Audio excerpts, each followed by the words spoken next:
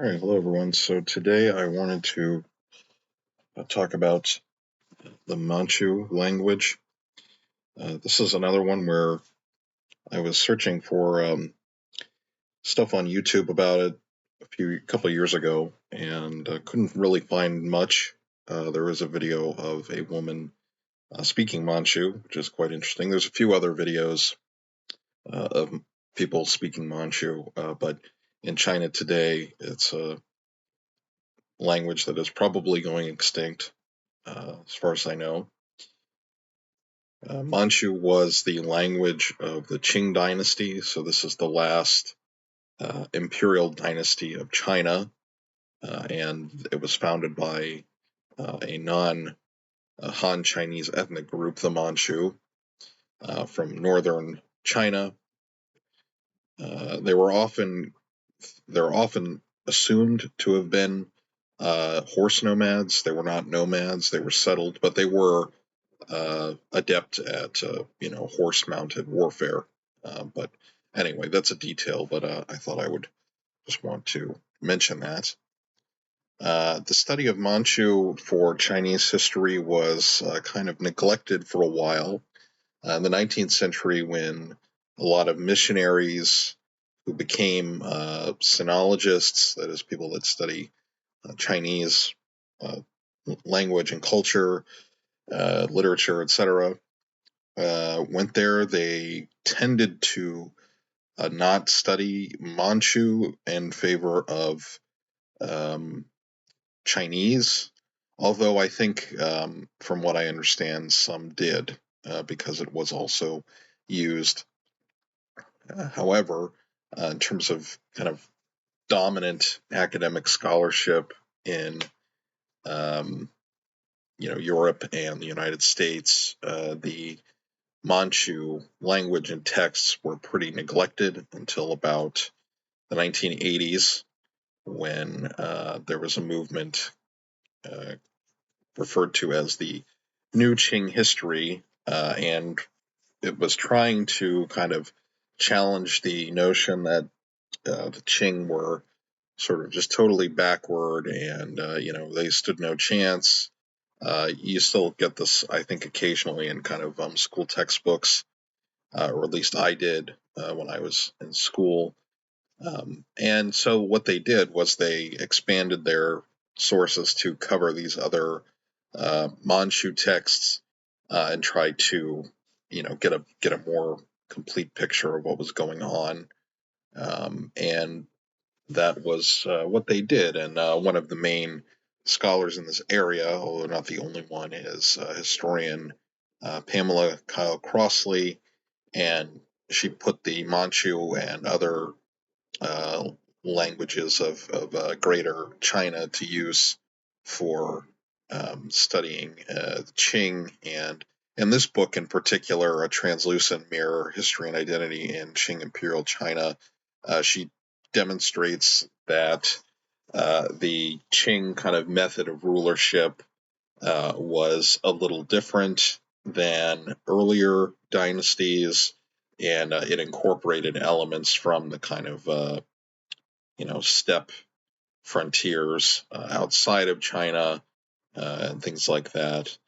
She's an interesting scholar, and she's also written a book just on the history of the Manchus themselves. But today we're going to talk about the language, what it's like, and how you can learn it. So Manchu is part of the Tungusic language family, but Manchu itself is a language that is unfortunately going extinct.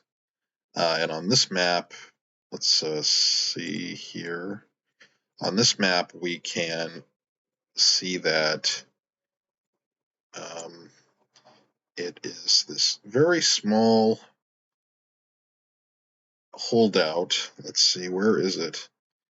Yeah, I think it's these little dots here. My vision is not very clear, but yeah, it's these very small dots here. So, according to this map, at least, I mean, there could be more people that speak it, but it's again extinct, and based on this map as well, you can see that most of these languages are in very small, isolated pockets. I don't really know about these other ones very much, but Manchu is part of this family, and get to that in a second. And it is an agglutinative language, so similar to Turkic languages, although not directly related as far as I can tell. I have my own suspicions that probably there's some kind of very distant connection, but it can't really be proven. Could be like old Hungarian, where uh, the ancient Magyars encountered Turkic people and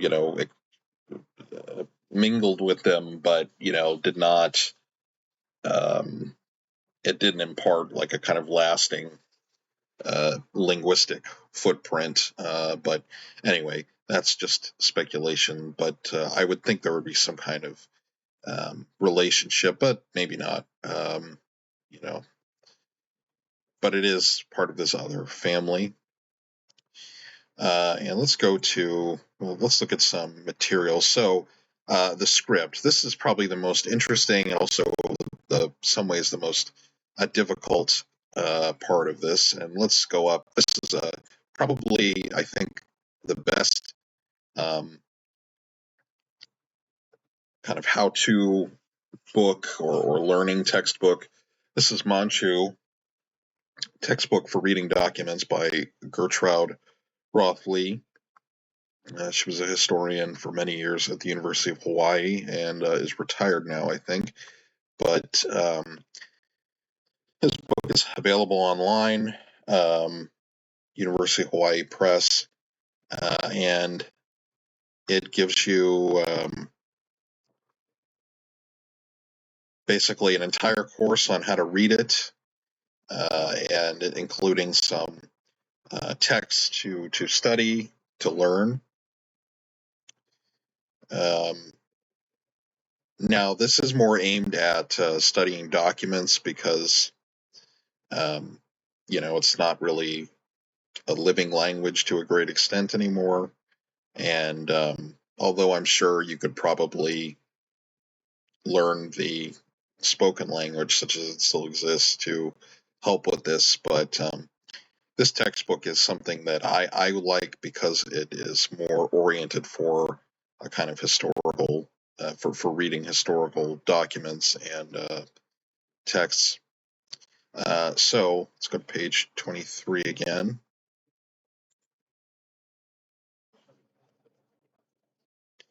So the script, kind of like Arabic script, you have initial initial, medial, and final positions to the letters. It's written continuously, but it's also written vertically, and it is also read left to right. Interestingly, I don't know. That was kind of surprising for me when I was trying to learn this. And we have all the letters. Now the letters are probably quite difficult, I would say, although not impossible. They just take a lot of practice, mostly because in writing, a lot of the middle forms start to look the same, and also if you're used to uh, Arabic scripts or even Tibetan, not frankly, um, you would assume that not all of the vowels are written out, or I would at least. But in Manchu, all of the vowels, all letters and sounds are in fact written out. So it's not like an abjad like Arabic scripts, languages that use the Arabic script, I should say. So these are our letters. It's derived from the Mongolian alphabet. So if you know that, that probably looks familiar. Let me zoom in a little bit. which ultimately comes for all the way from Aramaic. The Mongolian alphabet has a very long lineage. I want to make a video just about that because that's pretty interesting. Um, and here we have all of the sounds.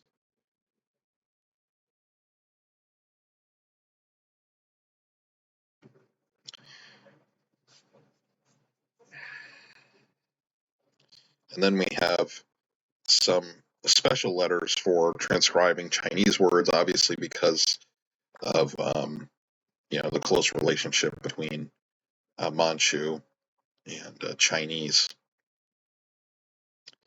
And then here we have some of the other um, kind of things you have to keep in mind when reading or writing the script of how certain letters are supposed to look in certain positions.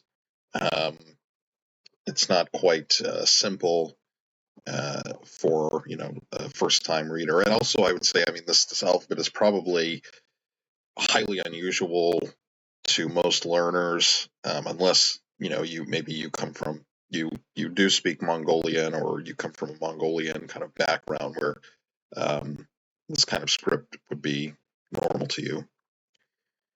Here we have some sample words. Here we have Manchu,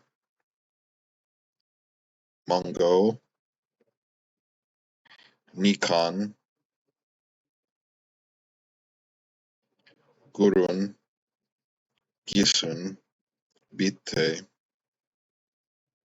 Manga, Nyalma, Inu, Gemu, Ulhimbi, understand. And most of the words end in this, verbs, I should say, end in this imbi or umbi. There is vowel harmony in Manchu, although not to the same extent as a lot of Turkic languages. And we can see that here as well, Isurembi. And you can see the same, let me draw here. You can see the same kind of letter endings for this mb kind of thing.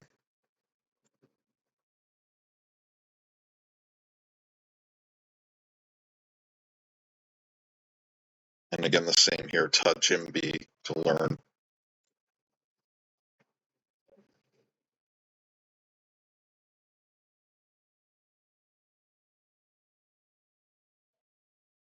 So that's one, that's actually might seem like a detail, but that is one important thing to notice if you want to like study Manchu, and this is what I learned when I took a class on it, is to notice like the patterns like this so you can read the other letters. In terms of what it sounds like, it's pretty unique, at least from based on what I've studied. It certainly doesn't really sound like a Turkic language very much at all. It's quite unique, pretty interesting. Um, Although the grammar, if you are familiar with uh, Turkic languages, it's going to be fairly similar. And this is what Manchu looks like, written out. Typically, it goes from top to bottom like this.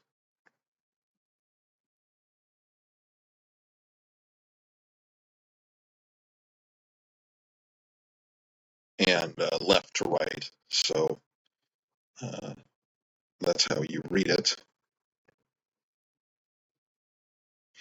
And this book is pretty useful because the author, she gives the transliteration, so that always helps, I think, with memorizing a new alphabet, especially one that's so unfamiliar to people used to European Latin letters, or even something like Cyrillic even. And then we get the vocabulary down here. Here, this is what I wanted to discuss next briefly, but here we have the cases. So Manchu has a case system, nominative case. We don't really have a suffix for that. The genitive or instrumental case, dative, locative, and directional case. So that's kind of interesting. The dative and the locative are the same case. It's not the same in other languages. We have an accusative, be, and the ablative, the point of departure. Not all languages have case systems. English doesn't have a very extensive case system, but Turkic languages and Hungarian has a pretty well developed, have pretty well developed case systems. And here we have examples of some of the cases.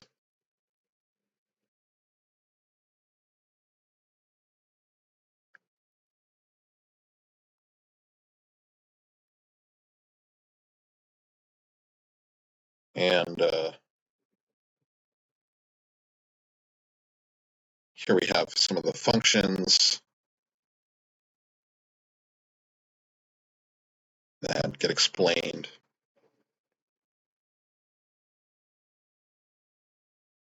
So, like I said, if you are familiar with a Turkic language, this would be not radically different, although the vocabulary is significantly different. There's pretty much no kind of, as far as I know, there's very little common vocabulary between Turkic and Manchu. However, there's more kind of shared vocabulary with Mongolian and Chinese, which I think one would expect. So I'm not going to go through the whole book, but this is just to give you an idea of what the language is like, what it kind of sounds like. Um, and I will try to read one of these passages. My pronunciation is probably not that good, but I'll give it a try. Juve bia de taizu sure baile mongo bite be kubelime manju gisuni araki sechi erdeni baksi gaagai jarguji hendume. So that's my best. Probably not very accurate, but again, quite a unique sound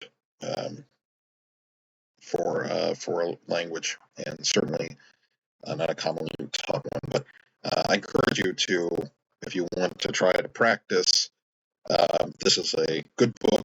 I think this is the best one. Although there is one on the Internet Archive by an early scholar, a German named Moellendorff. That's about 72 pages, and I think that you could use that one as well.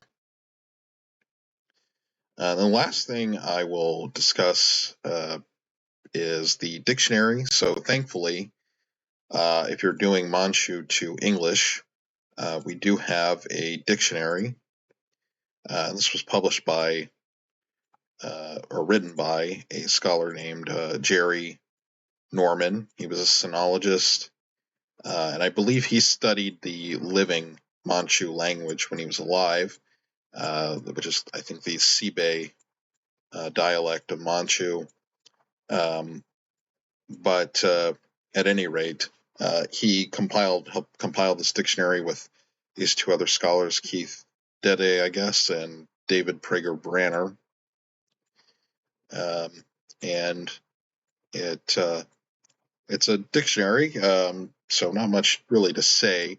As dictionaries go, this one I think is quite good, but it does not reproduce the terms in the original script, which I find a little frustrating, but I would imagine writing them vertically would make the book be of an unwieldy size if they tried to do that, to have, the Manchu and vertical script and then have the English definitions on the side in Latin script. So, but this is what it looks like, and you can find this on, I think this is Internet Archive, the scanned version. So yeah, that's the Manchu language. Um, just a little overview and some resources. The other place to look for Manchu resources is the Manchu Studies Group. So this website, they just support studying the Manchu language. I had the opportunity to take a Manchu course with one of the people affiliated with it. It's just a basically group of scholars that do this for free, basically. But it was a good experience when I studied with them. The professor who taught the Manchu course was excellent. I learned reading really quickly with no background in it. So it's quite good, and they have um, a lot on their website, which I can go to.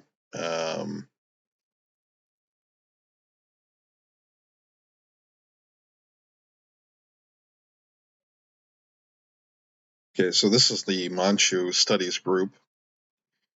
They have quite a few resources on here. They also host classes. These are totally free. Um, but if you take them, typically I think they want you to have some kind of university affiliation, either as a student or a faculty member or something. But I think if you show enough genuine interest, they would probably let you into it. But when you take this, you do have to show up and pay attention. And they do ask you to do like some homework and stuff to contribute to that. So um, not that they're rude, but it's just you have to be kind of serious when you take it. Um, but I took one of these, and the instruction was excellent. The professor that ran the course, she was did a great job, and I learned very quickly. So that was a good experience. And I had no background in Manchu. I just saw an ad for this and thought, let's try it. But as you can see, they post a lot of different things about different texts and different resources. They have a journal, um, and that is open access, so you can just view all that.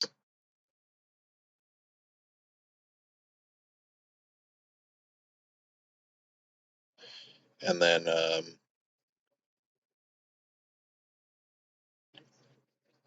they also have, let me see, digitized Manchu text. So they have a bunch of sites with all different kinds of manuscript repositories. And then they also have this, there's also this site, manj.hu, but you have to make an account. It's free to use though. However, you do have to log in. But once you log in, there's all kinds of documents on here and printed books. I believe they also have some handwritten stuff, but I can't remember. Um, and they have a bunch of tools built into it too, which is nice. And then some Manchu resources. So great site. Um, so I think that's a little bit of an introduction to Manchu, and very interesting language. I wish I had more time myself to kind of study it, but I just wanted to make this video because I don't really see a lot of material on YouTube about it. So I hope this was helpful, and encourages people to try to explore it for themselves. So thank you for watching, and I will talk to you in the next video.